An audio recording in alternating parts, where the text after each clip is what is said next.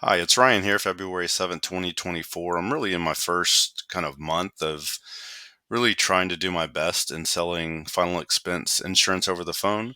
I've joined a new IMO and I'm taking free leads, and I've actually closed a few deals, 3 deals in the past week.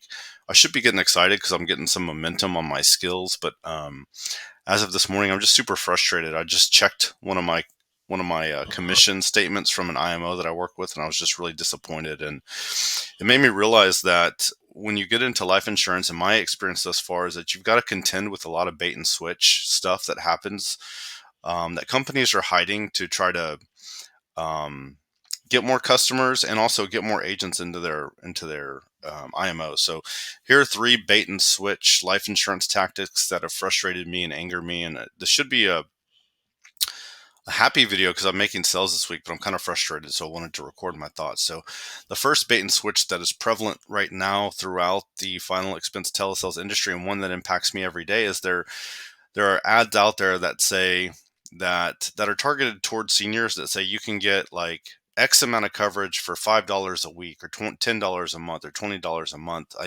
I get a lot of people that say, "What about the ad that says 35,000 for $10 a month or 50,000 for $5 a week?" And what happens is there are companies running TV commercials, and in the middle of the ad, they'll say you can get coverage up to 50,000 for final expense. When in reality, they know that most people aren't going to qualify for that much coverage, or they won't be able to afford it. And then at the end of the ad, they say we have plans that start as low as $5 a week. So the ad is coded into the person's brain that they can get coverage of 50,000 for $5 a week, when that's not exactly what the ad says. But these advertisers know what they're doing. They're just trying to get as many people in the door as possible, and then they put all the burden on the salesperson, me, to reset the person's expectations. And I just feel like that's a really weak form of advertising, and I feel like it should be regulated because it doesn't have an appropriate intent. And I feel like it's meant to trick people into signing up and giving their information, and then those leads get sold to agents like me, and then we have a really hard time closing, which brings our close rates down, which means our pay is going to be lower. So that's the first bait and switch that impacts me, is the bait and switch that happens in the advertising for the leads that I'm told to sell.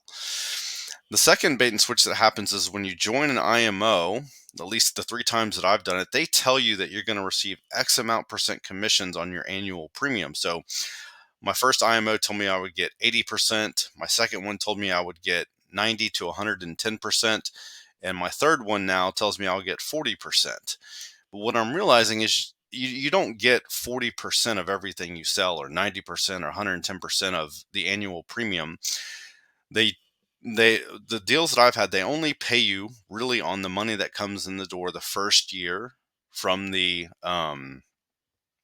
customer. Like, I thought life insurance is all about reoccurring commissions, but it seems like now everything's about advancing you the money for the first year's premiums up front, and then after that you don't really get anything, which is very disappointing. And then two, you're not really paid the full percentage of the annual premium. They have all these ways of knocking down your commissions based on the type of life insurance that the person buys. So yes, if they buy a fully approved plan with their checking account and they're fully healthy, you may get the 90% or 40% or whatever you're quoted. But typically, people that apply for final expense have a health condition that puts them on a modified plan. A lot of times they don't have a checking account or a banking account. They have like a debit card or credit card. So if they're not fully healthy, if they don't have a checking account, if they those are kind of the two main ones, then they're going to take your pay way down for that customer, even though you have no control over whether or not they have a banking account and what their health is. So the insurance companies are knowing that they're never going to pay you that full effective amount. Your commissions, at least mine so far, have been one half to one third of what I was told. And it's because the people that I sell have health issues. They don't always have checking accounts. And so, really, the insurance agencies are obscuring the truth. They should tell you that your effective commission will be, let's say, for example, on this offer I'm on right now, my effective commission is going to be like 20%, maybe closer to 15, but they tell me 40 to get me optimistic. Likewise, the company, when I had like 90 to 100%, I was usually going to make 40 to 50% over the long run. So what they're doing is they're obscuring the truth so that agents like me will come in with more optimism about how much we can make.